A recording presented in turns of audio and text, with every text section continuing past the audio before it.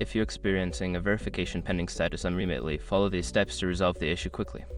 This guide will help you navigate the verification process efficiently. Step 1. Check your email. Make sure to check your email for any messages from Remitly. They may have sent you instructions or additional information needed to complete your verification. Step 2. Verify your identity.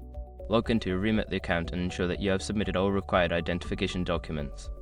This may include a government-issued ID, proof of address, or other relevant information. Step 3. Contact customer support.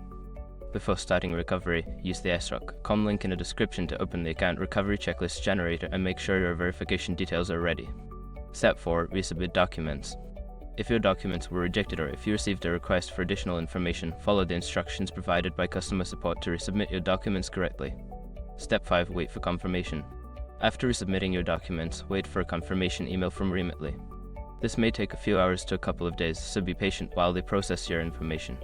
By following these steps, you should be able to resolve the verification pending status on Remitly efficiently. If issues persist, continue to communicate with customer support for further assistance.